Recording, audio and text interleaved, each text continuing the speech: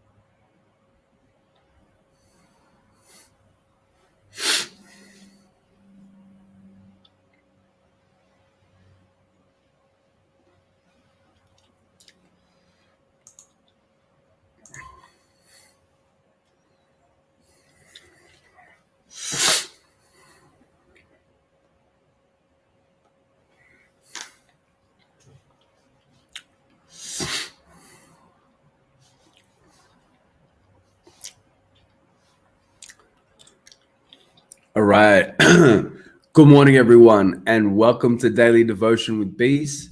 I'll bring this closer. I'll just check that everything's hopefully working okay. Good morning, everyone, and welcome to Daily Devotion with Beez. I'm your host, Beez the Chaplain, and I'm going to get into it. I just got to double check. No sound. Are we sure, Dad? Do you want to double check? Because it seems like all the sound's coming out fine here. Have you tried turning your volume up? Yeah, it seems like it's coming out fine here, Dad. But if there's no background music, oh, okay, that's fine. That's fine. I'll still keep trying with the background music. How about that? Nope. How about that? Can you hear a little bit of background music now? No? All right, all good now. Okay, all good. Okay, good morning. Okay, good morning, James, your boy. Good morning, Dad. Good morning, Bex. Motivated by Bex. This time you're on the Facebooks. It's all good. Glad you can make it. Glad you're here. I can hear you all good. All right, sweet. I'll work out the background music. Plus, me and Deviant, we were gonna work something out. Anyway, he sent me a message on Discord a few weeks back saying, "Hey, let's get some decent music. Let's get some proper stuff happening in the background." So I think it's at that time for him to meet up with him over Discord, so we can start exploring how we can do some really nice background music. Okay, sweet. Thank you for joining me for Friday's daily devotion, also known as my dad calls it, Happy Attitude of Gratitude Day today. I'm going to actually move my Bible and take my headphones off just so I have more movement and mobility. Okay, I'm glad to see you here, and got some news. The first things first. The reason why I look a bit tired, I'm going to be honest with you, is because I got out of the shower. I usually have an energy drink in the morning, and it's not like a Mother or a V. It's actually something called Deficit, and Deficit is like you can use it as a pre-workout, but you use it as a what's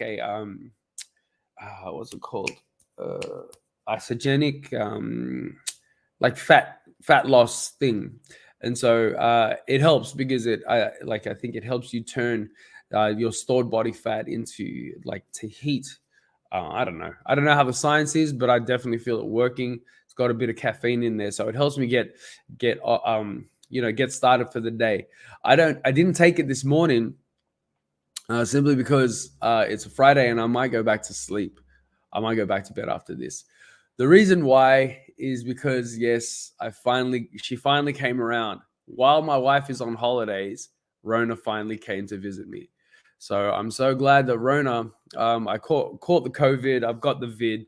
So I'll be in ISO for the next 7 days, which isn't the best, which isn't what I hoped, and which isn't what I wanted. But at the end of the day, this is what the daily devotion is about. Me sharing with you potentially my struggles and my journey, but also us coming together, praying for one another, supporting one another. And actually, this is the topic of today's daily devotion. So I'm gonna jump in. Good morning, Trish. Hope you're doing well. Thanks for joining me on the Instas. Okay, so we're gonna look at. I will sleep. I will be getting some sleep. I slept like a baby yesterday. I ended up going to sleep at pretty early. I went to sleep at like 9:30 at night. I went to bed and I just crashed. I woke up this morning and it was one of those ones where it seemed like I went to sleep in exactly the same position that I woke up. So that the sleep was heavy and deep. So yeah, I think I felt like I had a really good night's sleep. But yeah, I woke up a bit tired. What was the worst for me is with having Rona is that these coughing fits, man, they're so bad. It's like if you've ever done the cinnamon challenge, it feels like that. It feels like you've got cinnamon or something stuck in your throat, and then you just cough. The good thing about it, what I'm happy about is that with having Rona, is the fact that I don't have much of an appetite, so I'm losing weight and I'm getting shredded. But also at the same time, getting an ab workout because of the core, because of the coughing. And yeah, I'm not eating much because I'm getting a sore throat because all the coughing and stuff like that. But it's okay. Like I'm feeling all good. Hey Nova. By the way, my chat isn't working, so I just came here. Hey Nova, hey Warden of the Sand. I hope you both are doing well as well. Okay, so the topic of today's daily devotion is with an attitude of gratitude is avoid the at leasts. And the reason why I wanted to kind of share this point with you is, it was like a lot of people might be thinking, Beez, with an attitude of gratitude on Thursday morning, you just got hit with COVID, means over the weekend, you had so many things planned, and now you got to cancel them because you got to quarantine or you got to self-isolate, for 7 days, all of that. What do you got to be grateful for? And in my head, I'm like, I got plenty to be grateful for. I honestly am. I feel that the reason why I'm here this morning is because I'm grateful for this community. I'm grateful that as soon as a few people found out in this community that I had COVID, they started messaging me. They started, and I'm not going to mention any names but one. And the reason why I'm mentioning this name is because I've never met in person, just say for example, Lakshan, right? Lakshan messaged me when he found out I got COVID, and he goes, "Take care, brother. I hope you feel better soon." And I was like, man, and I met Lakshan this year. No, I think it was last year, and we played League of Legends together. So, that's why I came, and I'm really grateful for this community. I'm really grateful that here. That's the first thing. I come with an attitude of gratitude, and come in here for daily devotions. Because I love this community and I love the support this community provides, not only to myself, but to each other. So that's one thing I definitely have an attitude of gratitude for.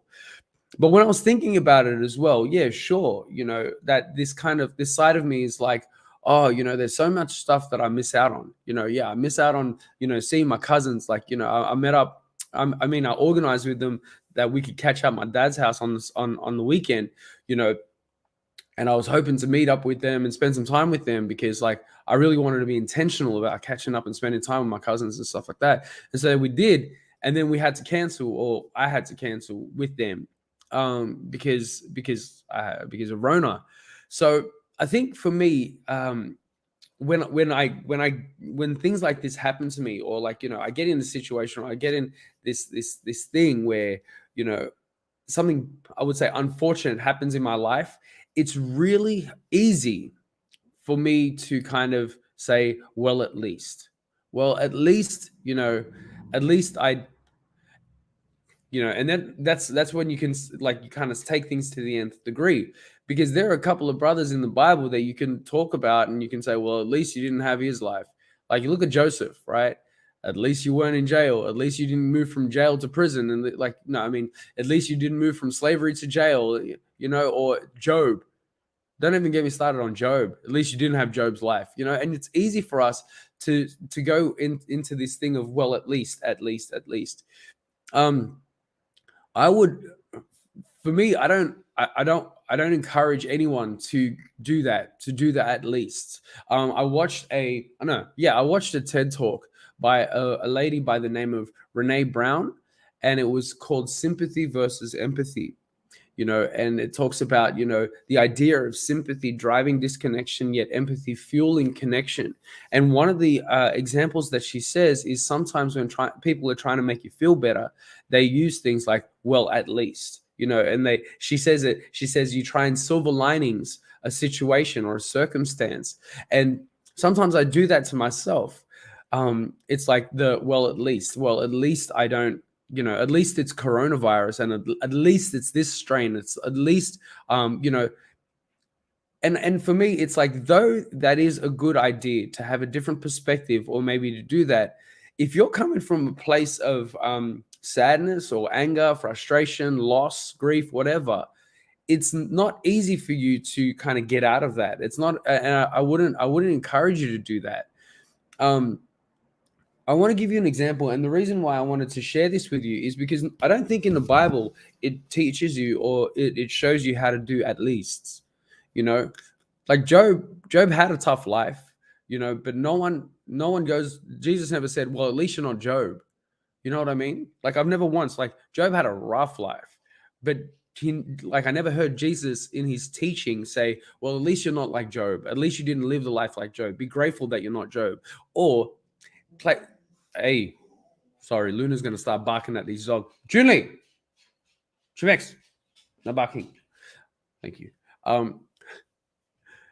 Good girl, no barking. Yeah, so like I don't think Jesus encouraged us to play the comparison game. He never encouraged us to look at someone else's circumstance or our circumstance and say, well, at least, and it's funny that the ones that actually did were the Pharisees. Well, like he uses an example, and it talks about how the Pharisees praying out loud, and he's like, "Oh, Lord, I'm so grateful that I'm not like this tax collector, or I don't hang out with these prostitutes, and I'm so righteous," and stuff like that. He also does a comparison again in the what's it called, in the prodigal son, where the eldest brother, he says, I've done this and this and this. Well, at least I'm not like this son of yours, and he's playing this comparison. And I feel in the scriptures, Jesus never encourages us to fall back on the at least. What Jesus encourages us to do is seek out God and seek out Jesus. There's a story in the book of Nehemiah. Now, Nehemiah was, a regular guy. He was a regular Joe. And basically, he was the cupbearer for one of the kings while the Israelites were in exile. And so one of the Babylonian kings, I think it was either Cyrus or Artaxerxes, he's serving as a cupbearer. And then he has the desire, he gets it impressed on his heart to go back to Jerusalem, because the guys, they're in exile, right? No, but they've been released. They've been released and invited to go back to Jerusalem to rebuild their city and stuff like that. The king said, yeah, go ahead. So Nehemiah's gone back, and he's actually, now the temple has been rebuilt during the time of Zerubbabel, I don't know his name, but Ezra as well, in those two. And then his role is to rebuild the walls. So he rebuilds the walls of Jerusalem, and then they hold like an evangelistic series. They hold like this conference. They hold like a massive revival. We'll call it a revival. They host a revival, and then like they bring the people in, and Ezra is invited. Am I saying his name right? Ezra? Yeah. Ezra is invited to read the scriptures, and it's like reclaiming God and reclaiming that relationship with God. And Ezra starts doing this, and the people are moved. And the people of exile who were standing on the outskirts, who are living in the in the neighboring towns, the Israelites, who were also children of exile, finally returned back to the city of Jerusalem, and they worship God, and they have this spiritual revival, right? And these guys are children of exile. They've been in captivity for years, right? If anyone's got if anyone is entitled to say, well, at least, right? These guys are the ones that can claim at least. You know, I've gone through bad stuff. I've gone through bad stuff. You know, so these are the at least people. These are the people like Job, right? And then when they go back, they don't start saying, well, at least I'm not Job. At least I didn't live a life of Job. And at least they don't actually do that. One of the key things after Ezra reads the law and after Ezra reads the scriptures, and they are moved, right, to reclaim their relationship with God, is the Israelites confess their sins. The Israelites reclaim who they are in God. The Israelites reconnect and reestablish that relationship with God, and they choose to reclaim. And the way that they do it, and I'll give you the passage. Hey, Chunle, come here. Luna. She got dogs walking on the street and stuff like that, and so she's barking at the dogs. Chunle. Hey. She wants to bark at them. Okay, anyway. Hey. Oh, man, I think I've got to move my dog. Just give me a sec. Luna, if you can't behave, I need you to go upstairs.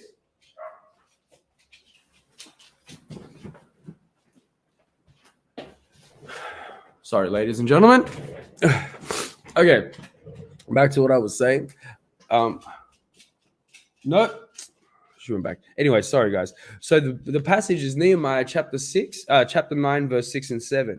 And this is what they do. Instead of saying, well, at least I'm not this, or at least I got this and this. This is what she said. This is what Nehemiah says. It says, when all the Israelites came together, because of this revival, they came and they said, they start praying. And they pray and they confess their sins and they're worshiping together. And this is an excerpt from that. It says, "You alone are the Lord. You made the heavens and the earth, and the highest heavens and all of their starry hosts, the earth and all of that is in it, the seas and all that is in them. You give life to everything, and the multitudes of heaven worship you. You are the Lord God. You chose Abraham and you brought him out of Ur of the Chaldeans and named him Abraham." And it goes on. And this is the story. And this is what I think is really awesome. What they don't do is say, well, at least you're not this. At least you don't have this. At least you don't, and start saying, at least. What they actually do is celebrate God. And what God is then enabled to do is remind them of who he is in the tough situations, right? He is the one, like further down it says, "I am the Lord your God who was with you, who was with the children of Israel when they were with Moses. And I was the Lord your God who brought you out of Egypt and brought you through through the Red Sea. I was the Lord your God that brought you into the promised land. I was the Lord your God that comforted you. I was the Lord your God that was present with you." And it kind of describes how God was able to provide. That's what I want to celebrate today. And that's what I want to, I guess, hopefully change my mind if I'm in a circumstance, because the first thing I try to do, or the first thing, that I tend to do is, what's it called? But what I usually do is throw myself a pity party and say, oh, woe is me. Why am I here? Why is this happening to me? Why?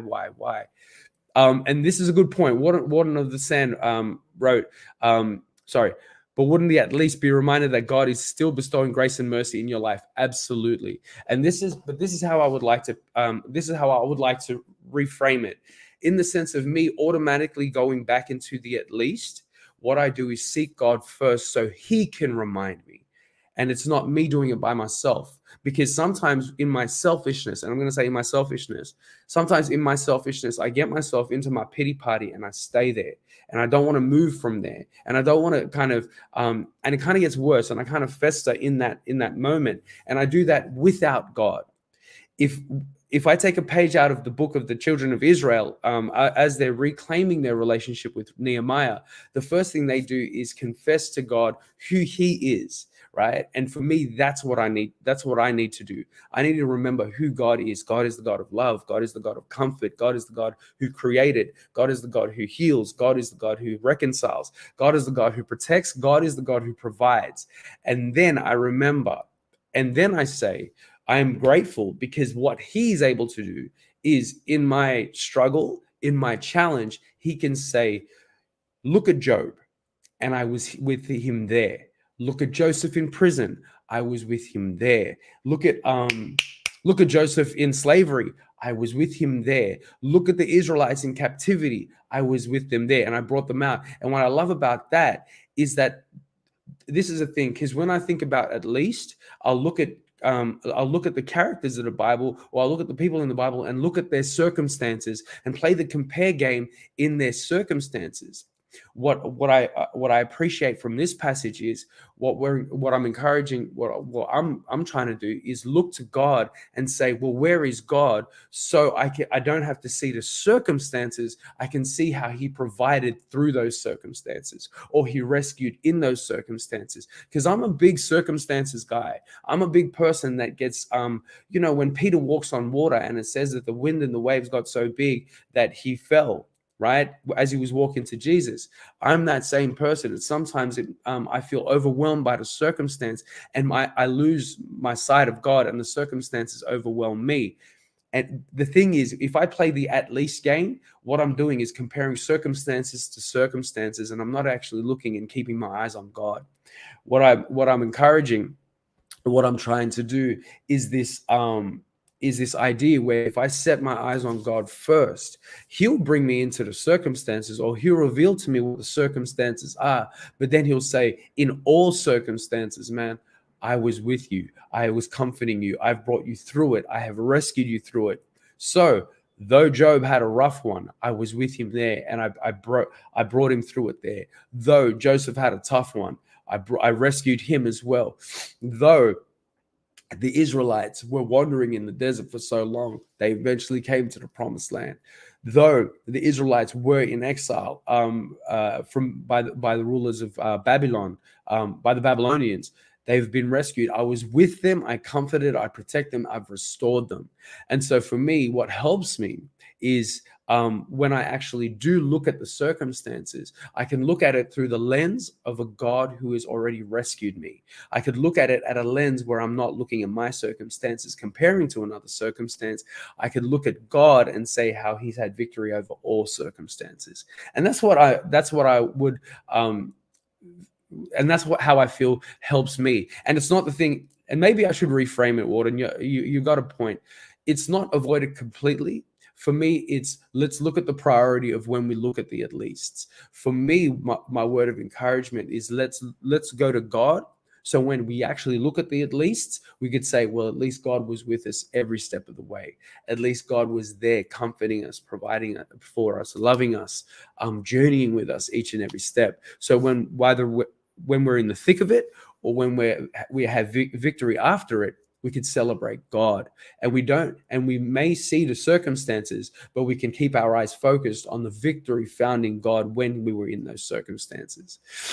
So that's my word of encouragement today. And I pray and I hope that you can be encouraged by this message as well. That if you are struggling, or if you are in the thick of something at the moment, and it seems like you're being overwhelmed of the circumstance, and you start looking and comparing to other people and start looking at their circumstances, start using words like at least, I would encourage you first to seek God. I would encourage you first to seek Him out, so you can be reminded of where He is, not only in your circumstance, but in their circumstance, and the circumstances of the heavy hitters in the Bible as well.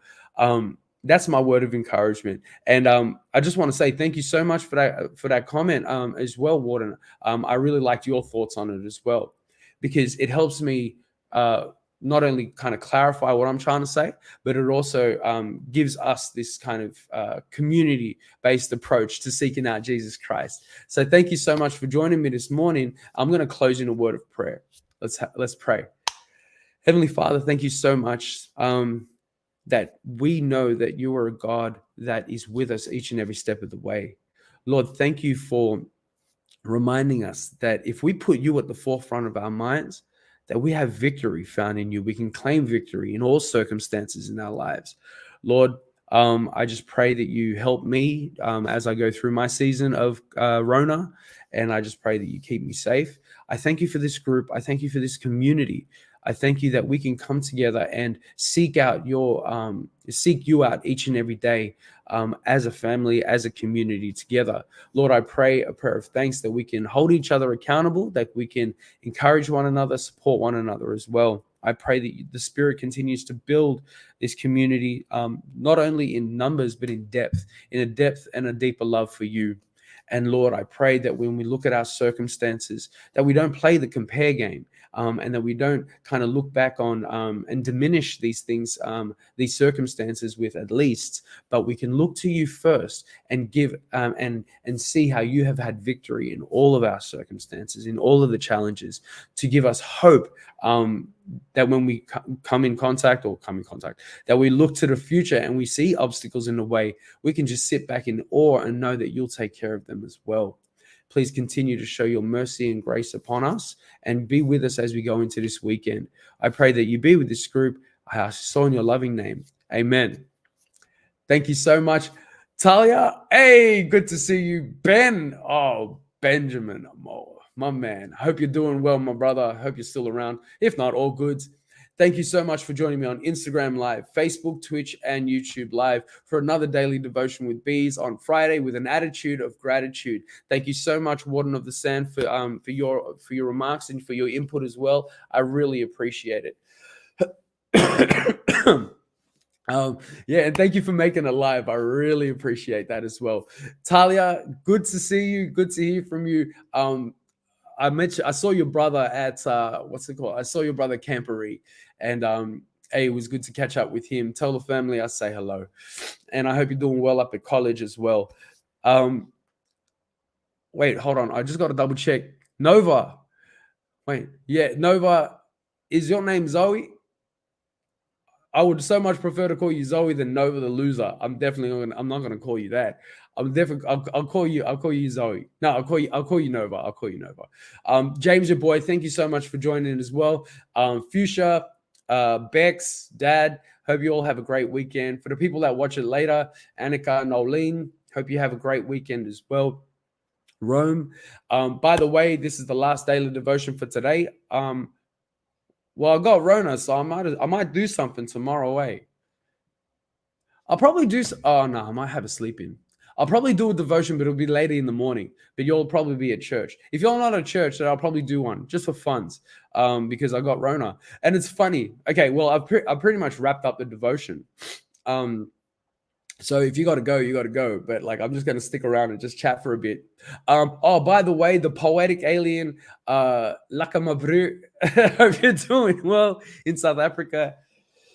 we got internationals here. We got America. You got the United States. We've got South Africa here. We just had Canada coming on the Instagram. So we're all over the world. That's why I love this community. Yeah, I just wanted to say the reason why I started COVID devotions. This was actually originally called not daily devotions, but COVID devotion. That's why if you see on the details, the hashtag, it's put Beez to work and hashtag COVID devotions, because that's what I originally called them 2 years ago when I first did COVID devotions. Now, Gunzo, hey, now we're coming from Mongolia, all the way from. No, I'm just kidding. That's Redfern, but Mongolia. Hey, man, I hope you're doing well, man.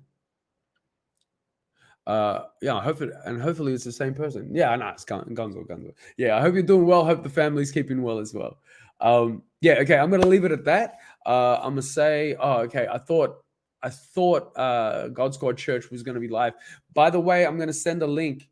Oh no. I'm just going to say, if you go to God Squad Church, I preached last week. If you want to watch the sermon, it's on their most recent thing. Can someone? Oh, you can put links on the Twitch now. Can someone put God Squad Church's link? Because I don't know how to do it, and I'll post it up. Because I preached last Sunday or last Saturday on the weekend for God Squad Church. And the sermon was called "A Complete Game Changer," talking about the Beatitudes and talking and exploring one of the Bible characters. I don't like calling. You know what's funny? I don't like calling it. Something just recently like kind of got on my heart. I don't like calling it Bible characters because the more I kind of say Bible characters, the more I'm perpetuating this idea that it was like a book of fairy tales. So I'm going to say like the men and women of history. I prefer saying that. Sup, Charlie? Oh, there we go. God Squad Church. Thank you. I'm gonna show that. If you go to that website, twitch.tv/God Squad Church, the most recent service, I preached on that one. And fingers crossed, things are going to happen soon in the next couple of weeks that I'll be able to share some more online content for God Squad channel as well. Anyway, I'll let you all go because it's a beautiful Friday. I'm going to be looking at it from the window. Please continue to pray for me so I can have a speedy recovery because I'm actually preaching for a Saturday program next week for a youth program in Sydney, and I really want to make it there. I'll be out of my COVID isolation time, so please continue to keep me in your prayers. What's this? God Squad had the reconnect already today. Oh, okay, sorry. And Daylight ran it, I'm pretty sure. Sup, Charlie? Good to see you. Hope you're keeping well. On the dot midnight. It's actually Friday here and there right now. We'll be praying.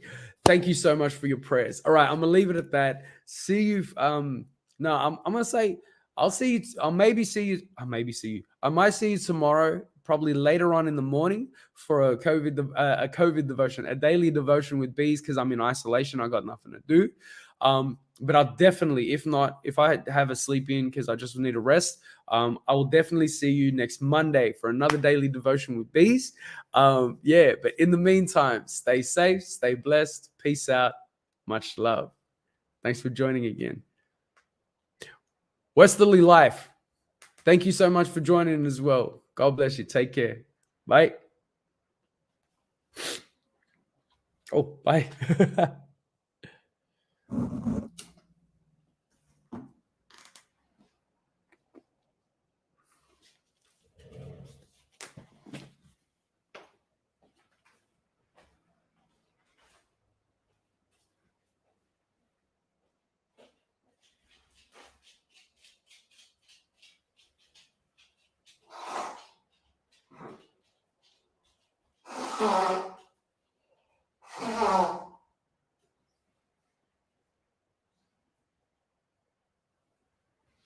Your links.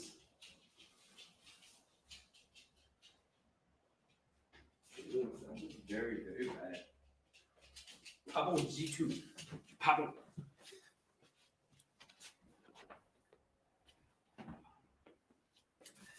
Patron links, you're barking. So much barking. Ruff, ruff, ruff, ruff, ruff. Ruff, ruff,